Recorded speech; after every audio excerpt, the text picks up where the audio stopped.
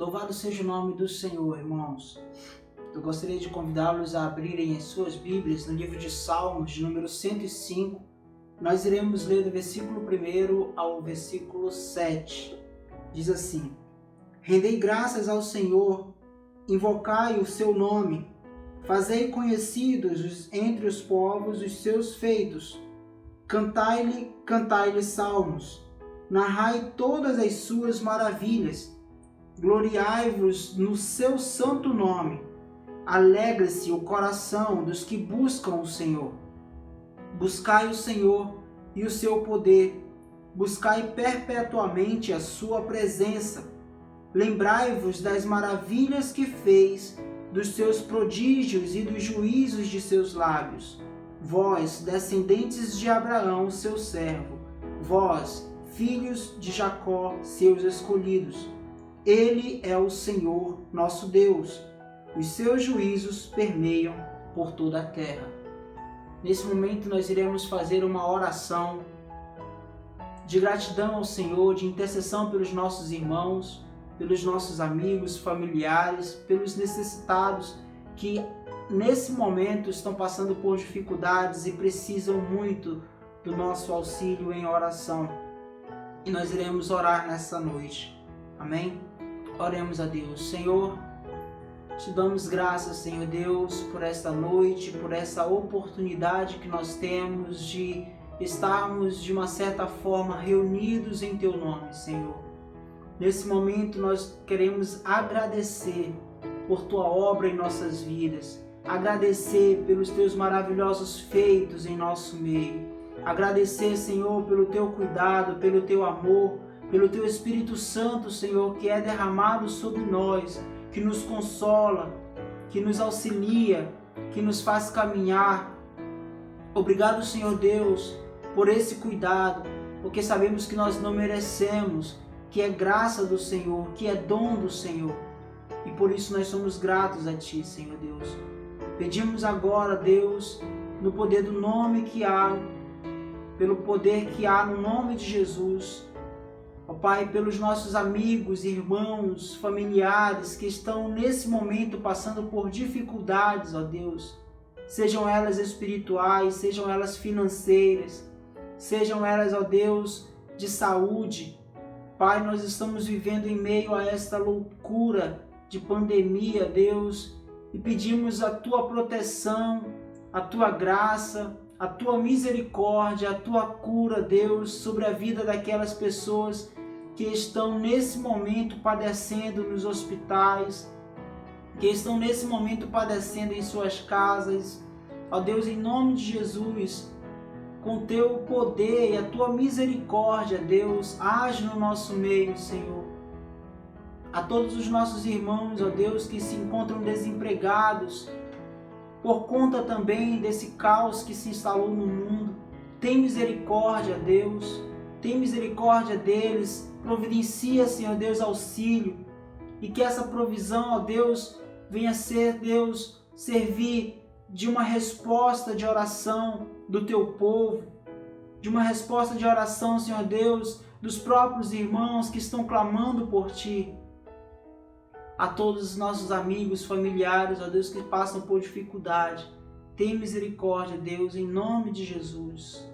Amém. Irmãos, no versículo 2 do Salmo 105, que lemos agora há pouco, diz: Cantai-lhe salmos, narrai todas as suas maravilhas. Nós temos razão e motivos suficientes de sobra para louvarmos o nome do nosso Deus, para engrandecer o nome do nosso Deus e cantar as maravilhas que Ele tem feito em nosso meio. Só o fato de estarmos vivos, só o fato de podermos assistir esse vídeo, só o fato de podermos respirar, já é uma maravilha do Senhor Deus para conosco. Louvamos ao Senhor.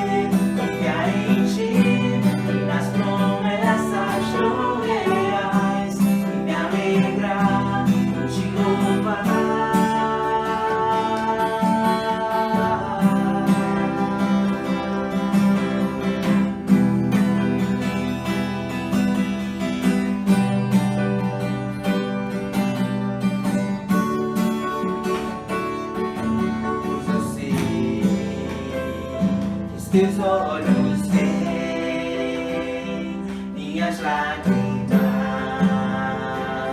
e na noite escura certo estás, pois eu sei, quando a dor vier, eu vou encarar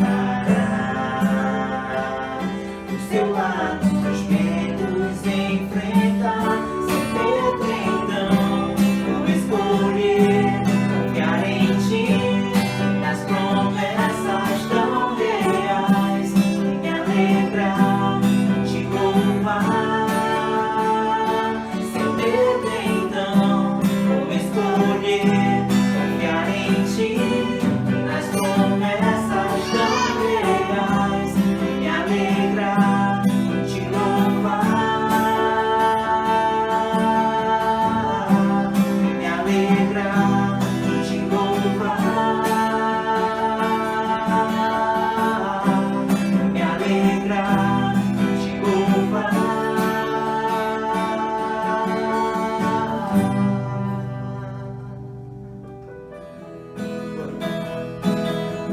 Ele exaltado, o Rei exaltado nos céus, eu louvarei. Ele exaltado, pra sempre exaltado seu nome, louvarei.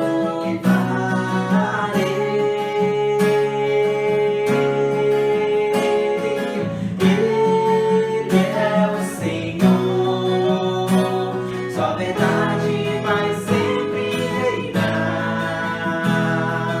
Terra e céus glorificam seu santo nome. Ele exaltado, o Rei exaltado nos céus.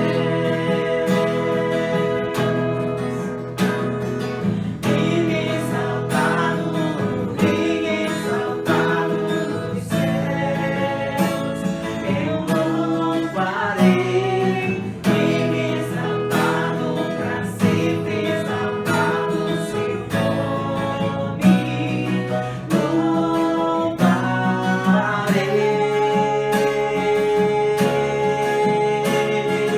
Ele é o Senhor, sua verdade vai sempre reinar.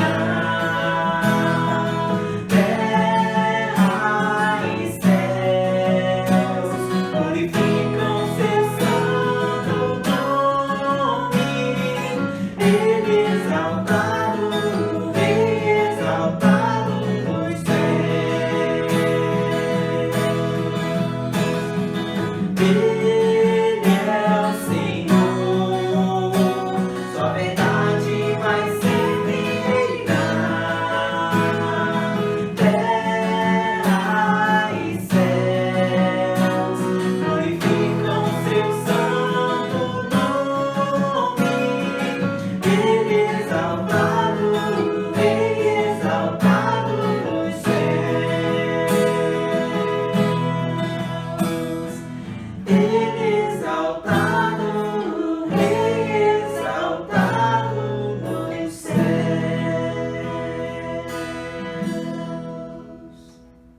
Continuando então, irmãos, o nosso culto nessa noite, nós iremos agora adentrar a explanação, a exposição da palavra de Deus, que está sendo em sequência, em série, no livro de Romanos, uma carta maravilhosa do apóstolo Paulo aos Romanos e que nos ensina tanto sobre a doutrina e sobre o que cremos da palavra de Deus. Romanos capítulo 5, do versículo 12 ao versículo 21, nós iremos meditar nessa noite. O texto que nós vamos estudar é um texto considerado pelos teólogos da atualidade um texto maravilhoso, um texto que serve de base quando lido corretamente, quando interpretado corretamente, quando estudado corretamente, serve de base para uma teologia firme, correta, verdadeira, mas também que é um texto muito perigoso quando estudado de forma errada e que serve de base para muitos pensamentos errados e seitas que vão ensinar totalmente coisas erradas contrárias ao que a palavra de Deus diz. Mas é um texto sobre modo excelente que nós iremos estudar nessa noite. Então diz assim Romanos capítulo 5, do versículo 12 ao versículo 21. O título diz Adão e Cristo. Portanto, assim como por um só homem entrou o pecado no mundo e pelo pecado a morte, assim também a morte passou a todos os homens porque todos pecaram.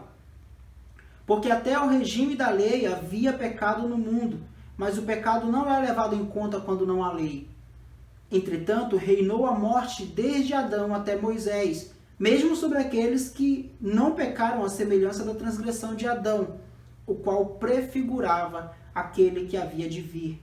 Todavia não é assim o dom gratuito como a ofensa, porque se pela ofensa de um só morreram muitos, muito mais a graça de Deus e o dom pela graça de um só homem, Jesus Cristo, foram abundantes sobre muitos.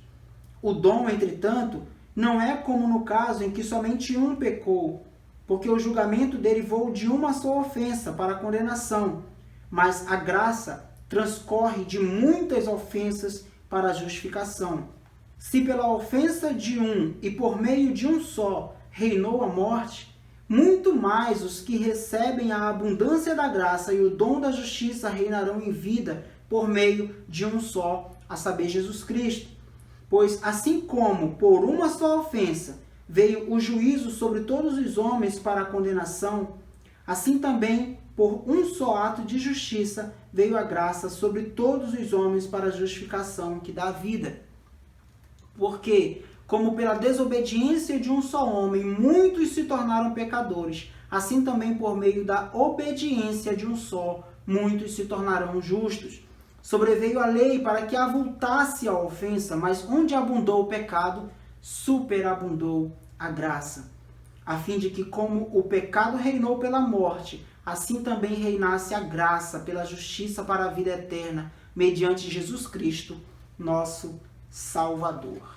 Em todo esse caminho que nós percorremos até aqui, os primeiros capítulos de Romanos, Paulo está incansavelmente falando sobre o homem, a natureza do pecado humano, sobre a condição em que o homem se encontra, a humanidade se encontra perdida em seus próprios pecados, perdida nos seus próprios delitos, que não há distinção diante de Deus entre judeus e gregos, porque todos pecaram, todos estão perdidos, não há um justo sequer. E Paulo vem reforçando isso meio que constantemente, tentando inculcar na cabeça dos romanos ali, dos judeus, a real situação em que eles se encontram e a necessidade que eles têm de Deus.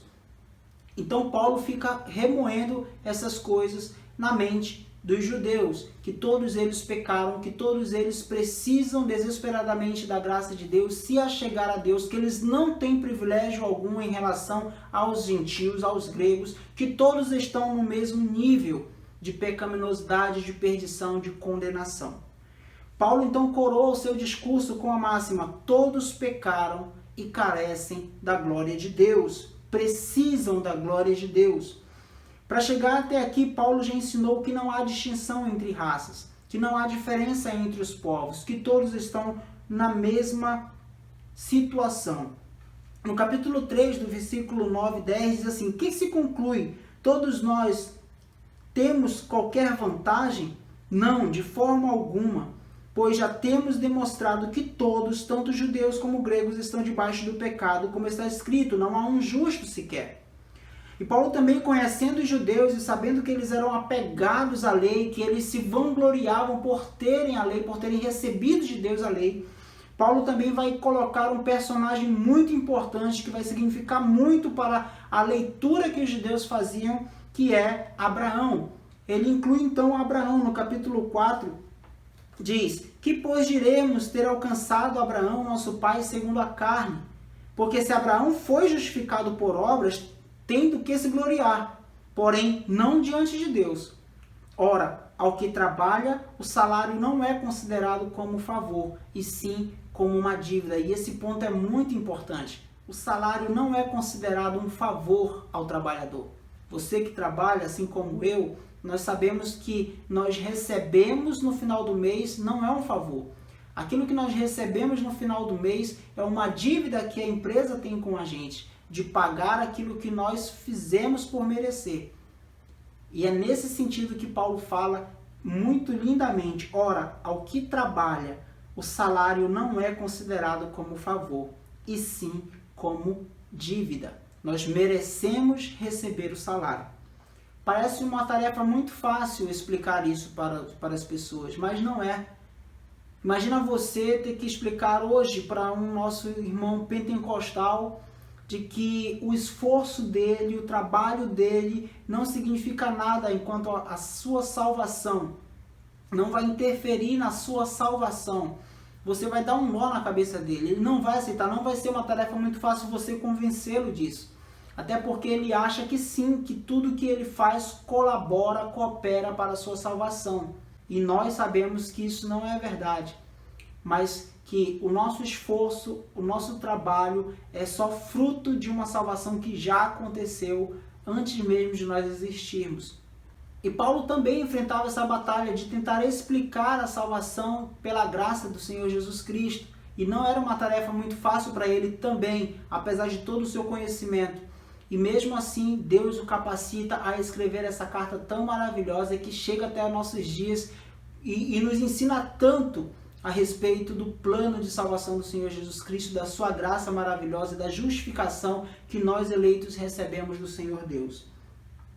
Ao citar Abraão, Paulo aqui ele dá luz sobre uma obscuridade na mente dos judeus, porque eles pensavam de uma forma e ao colocar Abraão na história, Paulo traz uma nova leitura àquilo que eles achavam e daqui a pouco nós iremos falar mais sobre isso. Antes de nós falarmos da importância do personagem Abraão que Paulo colocou no seu discurso, antes de nós falarmos sobre isso, nós precisamos entender, irmãos, e falar que Adão é um personagem real, que Adão não é um mito, que Adão não é um conto da carochinha, uma história para boi dormir. Adão foi sim uma pessoa real, existiu, foi criado por Deus, mas para muitas pessoas, elas acreditam que Adão é sim um mito, que Adão não existiu, que Adão é só um conto de fadas, um conto da carochinha, uma história para boi dormir. E o reverendo Hernandes Dias Lopes, que é o detentor desse estudo em que nós estamos nos baseando, ele vai se aprofundar ainda mais. Eu não tenho nem tempo e nem capacidade ainda de colocar essas informações para os irmãos, mas vocês podem pesquisar e procurar saber. Vamos partir do ponto então que todos nós acreditamos sim, que de fato é real. Adão viveu, existiu, foi criado por Deus e existiu na história. Agora sim nós iremos entrar no texto propriamente dito em que nós estamos estudando, versículo 12, que diz: portanto, assim como por um só homem entrou o pecado no mundo e pelo pecado a morte, assim também a morte passou a todos os homens, porque todos pecaram. Temos três verdades que nós precisamos destacar nesse texto. A primeira verdade é: o pecado entrou no mundo por meio de um só homem, a saber, Adão. Segunda verdade: através do pecado entrou também a morte. O reverendo Hernandes Dias Lopes, ele fala que a morte é o outro lado da moeda do pecado. Então, uma face é o pecado, a outra face é a morte. A terceira verdade que nós vamos observar nesse versículo é que a morte passou para todos os homens, porque todos pecaram. O título da nossa mensagem de hoje é 2 homens, 2 reinos e 2 destinos. Nós iremos meditar nesses 3 pontos que vamos falar sobre esse texto. Nós iremos agora falar sobre esses 2 homens, Adão e Cristo. Paulo aqui não está dizendo que nós pecamos à semelhança de Adão. Isso é uma heresia que surgiu lá no 5º século com Pelágio. Ele dizia que nós não pecamos com Adão, nós pecamos à semelhança de Adão. Nós praticamos também aquilo que Adão cometeu lá no Éden. E isso nós sabemos que é uma inverdade, que é uma heresia, que foi contestada também com Agostinho de Hipona, que também levantou a tese correta, verdadeira, bíblica, em que nós pecamos não à semelhança de Adão, mas pecamos com Adão. Adão nos representava, então quando Adão pecou, toda a humanidade também pecou com ele. Se não fosse assim, se nós não estivéssemos pecado com Adão, então não existiria morte de bebês, não existiria morte infantil, porque se nós não nascemos com o pecado original, nós não temos pecado algum quando nascemos, então não seria possível nenhum bebê morrer, porque ele não poderia receber aquilo que não era devido a ele. Mas a gente sabe que isso acontece, morte infantil acontece, isso caracteriza que nós nascemos sim com o pecado original. Davi vai afirmar, nasci em pecado, nasci na iniquidade. Paulo também afirma isso nos versículos 13 e 14, diz, porque até ao regime da lei havia pecado no mundo, mas o pecado não é levado em conta quando não há lei. Entretanto, reinou a morte desde Adão até Moisés, mesmo sobre aqueles que não pecaram à semelhança da transgressão de Adão. O que Paulo está falando é que, mesmo aquelas pessoas que nasceram de Adão até Moisés, que foi quando nós recebemos a lei, mesmo nesse período pessoas morriam. Se não tivéssemos nascido em pecado, se nós não tivéssemos o pecado original, nesse período não haveria morte. Mas aconteceram várias mortes. Nós sabemos na história que aconteceram várias mortes. Então o que Paulo está dizendo? Que isso não é verdade. Que nós nascemos sim com o pecado original, que nós pecamos sim com Adão e nós recebemos aquilo que nos é devido. Para que serve a lei? A lei, ela veio somente salientar, mostrar o nosso pecado. Ela veio então para mostrar aquilo que já existia, trazer à tona aquilo que já existia, ou seja, o nosso pecado. No final do versículo 14, Paulo então vai fazer uma comparação entre Adão e Jesus, quando diz, o qual prefigurava aquele que havia de vir. E Paulo então faz uma comparação de Adão com Jesus e chama Jesus de segundo Adão. Não nesse texto, mas em outro texto, Paulo chama Jesus de segundo Adão. Nós sabemos que há um paradoxo aqui, porque o próprio Paulo, no decorrer do texto, e muitos teólogos concordam nisso, que Paulo parece que fica o tempo todo tentando justificar a comparação que ele fez. Mas na verdade ele não está fazendo somente uma justificação daquilo que ele fez. Ele está repetidas vezes mostrando que não há comparação entre eles. Então por isso nós chamamos de paradoxo, porque apesar de ele fazer comparação, ele também mostra que não há comparação entre os dois. Que Jesus Cristo, o segundo Adão, é muito mais, é muito melhor, é muito diferente do primeiro Adão. Adão trouxe a morte, Jesus trouxe a vida. Adão trouxe condenação, Cristo trouxe justificação e salvação para todos. Ou seja, não há comparação entre os dois. E mesmo assim Paulo segue o seu raciocínio mostrando a obra de um em relação à obra do outro. Em todo esse texto que nós lemos, em alguns versículos nós iremos destacar muito, ver muito, alguns termos que Paulo usa quanto a essa comparação. Ele usa os termos, não é assim? Também, muito mais, assim como, assim também. Nós iremos ver isso aqui nos versículos. E assim Paulo está mostrando que a mesma representatividade que Adão exerceu sobre a humanidade, trazendo a todos nós a culpa pelo pecado e com a culpa a condenação, Cristo, Jesus, humano, também nos representa. Igualmente a Adão, todo aquele que o Pai escolheu e lhe entregou, e pela sua obediência traz o efeito de justificação real a todos os que creem em seu nome. Então nós vemos o primeiro ponto, dois homens, Adão e Cristo.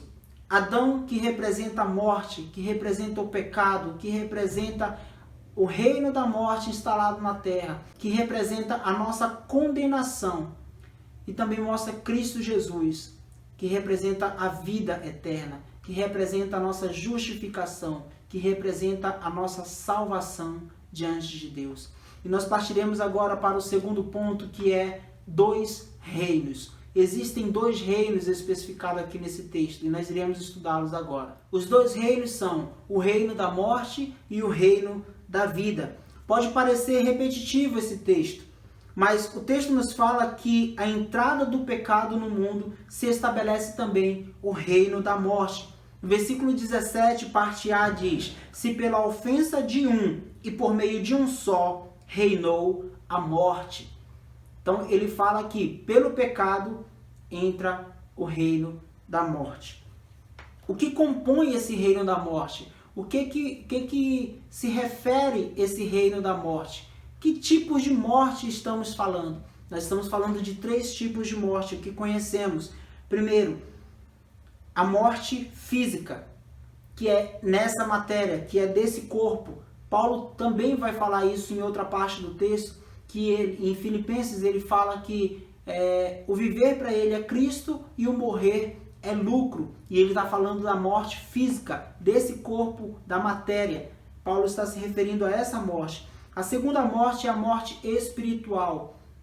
Paulo também se refere em outro texto, ele fala que nós estávamos mortos em nossos delitos e pecados. Essa morte a que Paulo se refere é a morte espiritual. É a mesma morte que foi falado a Adão no início, que diz: no dia em que comeres do fruto, certamente morrerás. Nós sabemos que Adão comeu e não morreu imediatamente. Não a morte física, mas morreu imediatamente a sua morte espiritual.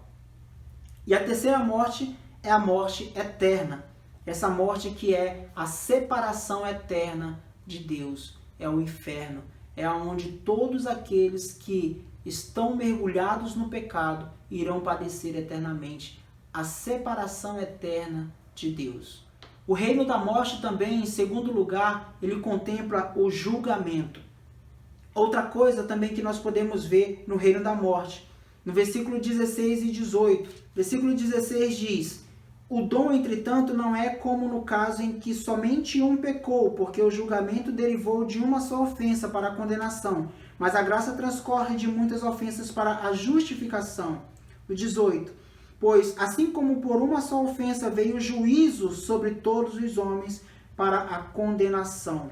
Então nós vemos o segundo ponto, o julgamento. O que Paulo está dizendo é que a partir do pecado, a instauração do reino da morte vai a todos nós. Todos nós já tínhamos um destino firmado, confirmado, que era o reino da morte. Então, se Cristo não tivesse morrido para salvar os eleitos, irmãos, mesmo assim, Deus seria absolutamente justo em condenar toda a humanidade, porque todos pecaram, todos estavam condenados, todos estavam destinados à condenação, ao reino da morte, à morte eterna. Terceiro ponto que nós vemos também nesse reino da morte é que ele é abrangente. Versículos 15 e 17, na parte A, diz que esse prejuízo do pecado sobreveio a muitos. Ou podemos dizer, sobreveio a todos os humanos. Todos nós estávamos nesse destino, estávamos mergulhados no pecado, estávamos destinados a esse reino. Irmãos, nós precisamos entender que muitas das vezes a gente parece estar falando de coisas passadas, de coisas distantes, de coisas que não se referem aos nossos dias. Mas o reino da morte continua instaurado no mundo, continua reinando neste mundo de pecado. Pessoas hoje estão nesse reinado, estão mortos nos seus próprios delitos, estão mortos nos seus próprios desejos, nos seus próprios pecados. Então o reino da morte, aquele que se instaurou lá em Adão, continua reinando ainda nos nossos dias. Pessoas que fazem parte desse reino são incapazes de enxergar a Cristo, incapazes de se voltar a Cristo, porque eles estão mortos, porque eles estão servindo a este reino, reino de morte e morte eterna. Nós só conseguimos enxergar se algo externo vir até nós, se algo externo lançar luz em nossa escuridão. Se não for assim, nós não conseguimos. Isso que aconteceu na minha vida, na sua vida, irmãos. de sermos servos do Senhor, foi uma atitude exclusivamente do Senhor Jesus Cristo para conosco. Foi um milagre que aconteceu na minha vida e na sua vida. Um milagre de Deus, um dom de Deus para nós. Se não fosse assim, nós ainda estaríamos perdidos, nós ainda estaríamos mortos nos nossos próprios pecados. Mas Paulo também vai falar que há um outro reinado, que há um outro reino, o reino da vida ou o reino da graça, que também se estabelece com a vinda de Cristo Jesus, com a sua morte, que é a justificação derramada sobre todos aqueles a quem Deus escolhe e derrama da sua graça. Nesse reino da vida também nós podemos observar 3 pontos interessantes. Primeiro ponto, reino da graça, ele é super abundante. Paulo diz que é muito mais abundante e ele explica por que é muito mais abundante. Resumidamente, irmãos, porque existem várias e diversas informações nesse texto, mas o nosso tempo não nos permite. Então, resumidamente, por que esse reino da graça é super abundante? Aonde abundou o pecado, superabundou a graça. Por que existe esse termo? Por que Paulo usa desse termo? A palavra de Deus nos fala que por meio de um só homem, a desobediência de um só homem, entrou o pecado no mundo. E muito mais, aquelas expressões que eu falei, muito mais no reino da graça se torna superabundante. Por quê? Porque ela não cobre somente o pecado original. Porque ela não anula o efeito somente do pecado original, mas cobre uma multidão de pecados. Imagina que desde Adão até os nossos dias e até a volta do Senhor Jesus Cristo, quantos pecados a humanidade já cometeu? Quantos pecados eu e você já cometemos? Diariamente nós cometemos pecado. E foi sobre essa multidão de pecados cometidos é que a graça veio, é que a graça superabundou. No versículo 16 diz o seguinte: o dom, entretanto, não é como no caso em que somente um pecou, porque o julgamento derivou de uma só ofensa. O pecado e o reino da morte derivou de uma só ofensa lá de Adão, para a condenação. Mas a graça transcorre de muitas ofensas para a justificação. A graça, portanto, irmãos, se estabelece através de um só homem também, Jesus Cristo. Mas ela cobre uma multidão de pecados e não somente uma ofensa. Ela anula o efeito tanto do pecado original como todos os outros pecados cometidos pela humanidade até os nossos dias e até a vinda do Senhor Jesus Cristo. Por isso ela é superabundante. Ela superabundou todos os pecados. Ela cobriu essa multidão de pecados cometidos pela humanidade. O segundo ponto que nós podemos destacar nesse reino da vida ou reino da graça, que ele é um dom. Paulo diz que é um dom. Diferente do reino da morte, que o reino da morte é o salário, é a paga, é aquilo que nos é devido, porque nós merecemos, nós fizemos por onde merecer. O reino da morte, o reino da vida e o reino da graça é diferente, é o contrário. É aquilo que nós não merecemos, é aquilo que nós não fizemos por onde merecer ou receber, mas nós recebemos de graça, dado como presente de Deus para nós. No versículo 15, Paulo diz que o reino da graça é um dom, ou seja, não tem nada a ver com a gente, é um presente que alguém decidiu nos dar. Isso pressupõe que nós não fizemos absolutamente nada para merecer. Aliás, nós estávamos mortos espiritualmente. E isso faz com que fique bem claro que todo o mérito é daquele que executou a justificação, a saber, Jesus Cristo, assim como diz o versículo 17. O contraponto é exatamente aqui, irmãos. Você é merecedor. Você merece receber porque você fez por onde merecer. E o outro, você não merece, mas recebe pela misericórdia e bondade do Senhor nosso Deus. Terceiro e último ponto desse reinado da vida é que a vida é pela graça, mas ela não foi de graça. Você já deve ter ouvido isso por aí. O amor de Deus é de fato incomparável, irmãos, não há outro. Ele é único, porque mesmo nós sendo inimigos de Deus, nós estávamos mortos nos nossos próprios pecados. Deus quis, Deus decidiu nos amar e nos resgatar desse reino da morte para o reino da sua maravilhosa luz. Essa graça que é superabundante teve um preço a pagar e foi pago por um homem, Jesus. Versículo 19 e 20 nos fala isso. Não foi simplesmente um querer de Deus, porque ele, como Deus do universo, ele podia simplesmente fazer a sua vontade se concretizar, salvar todos aqueles que ele queria salvar. Mas o Senhor Deus também coloca aqui a sua justiça, nos mostrando que ele também é justo, que o seu amor não anula a sua justiça. Então ele não poderia fazer qualquer coisa que fosse contra a sua justiça. Para que esse povo escolhido que ele escolheu fosse salvo, fosse resgatado desse reino da morte, nós precisávamos pagar um preço. Mas nós não tínhamos condição para isso. Nós já estávamos mortos, nós já estávamos confinados ao reino da morte. Então ele envia o seu Filho Jesus para cumprir e fazer justiça e nos resgatar. Ele enviou o seu Filho para realizar aquilo que era tido por critério para uma justificação, que era sofrer as consequências dos pecados cometidos e, com um acréscimo, irmãos, permanecer obediente até a morte e morte de cruz. E isso tudo foi vivido pelo segundo Adão. O Senhor Jesus Cristo sofreu aquilo que está predito lá no livro de Isaías, capítulo 53, quando fala sobre o que o Senhor Jesus Cristo ia passar para nos justificar. Cristo Jesus viveu, sofreu, morreu a nossa morte, sofreu as nossas dores para nos justificar. E o Senhor Jesus, então, quando recebeu a premiação de todo o seu trabalho, de todo o seu sacrifício, ele pega essa premiação e divide com todos aqueles a quem o Pai lhe deu, com todos os eleitos de Deus.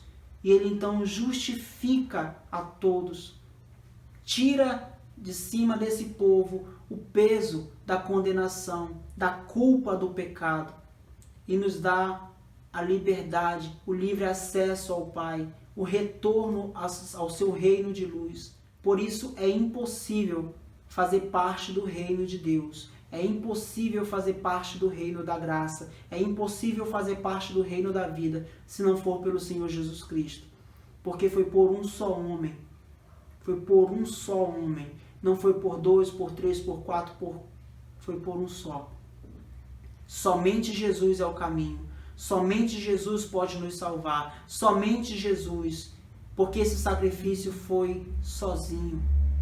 Porque essa caminhada em que Cristo percorreu foi de solidão. E não poderia ser diferente. Porque não haveria, não tem outra pessoa, não teria outro ser humano que pudesse cumprir aquilo que o Senhor Deus havia colocado por justiça. E o Senhor Jesus cumpriu. E foi à morte. E morreu morte de cruz. E nos justificou. Louvado seja o nome do Senhor. E por último, irmãos, por último ponto, nós já falamos dos dois homens. Nós já falamos dos dois reinos. E agora, por último, os dois destinos. Que é a condenação e a vida eterna. O versículo 18 nos diz o seguinte: pois assim como por uma só ofensa veio o juízo sobre todos os homens para a condenação, assim também por um só ato de justiça veio a graça sobre todos os homens para a justificação que dá a vida. Sendo bem breve aqui nesse ponto, irmãos, está bem claro no texto que existem dois destinos para essa humanidade, para esses grupos encabeçados por Adão e encabeçados por Cristo Jesus pelo segundo Adão. Aqueles que permanecem em Adão continuam condenados, permanecem no reino da morte, permanecem nessa escuridão de pecados. Alguém pode questionar: mas eu não posso ser julgado, condenado por aquilo que eu não fiz, por aquilo que Adão que fez. Mesmo nós já falando que nós pecamos com Adão, aqueles que são condenados, eles não são condenados apenas pelo pecado original, pelo pecado de Adão. Mas aqueles que vão para o inferno, aqueles que vão destinados a esse reino da morte, eles vão não somente pelo pecado original, mas por todos os pecados que são cometidos por eles mesmos. Essas pessoas hoje têm muito mais a receber como salário do que somente o pecado original. Essas pessoas têm muito mais pecados na conta do que somente um pecado original. Então, Não é à toa que essas pessoas irão para o inferno. Elas irão pelos seus próprios pecados também. O final desse caminho é a condenação e a morte eterna, a separação eterna de Deus. E o segundo destino é a justificação. Se o primeiro é a condenação, representada por Adão, o segundo, representado por Cristo, é a justificação. No versículo 21 diz o seguinte: a fim de que, como o pecado reinou pela morte, assim também reinasse a graça pela justiça para a vida eterna, mediante Jesus Cristo, nosso Senhor. Que coisa maravilhosa, irmãos, é saber que isso é a nossa garantia, que o final desse caminho no reino da graça é a salvação em Cristo Jesus, e que nada pode nos tirar disso, porque nós não podemos fazer nada, não depende de nós, e sim exclusivamente do Senhor Jesus Cristo, porque foi Ele que fez tudo, Ele executou o plano, Ele nos salvou, Ele nos justificou diante de Deus. Quando Deus olha para nós como pecadores, Ele olha através do Senhor Jesus Cristo, e que retira de nós toda a culpa do pecado e nos justifica diante de Deus.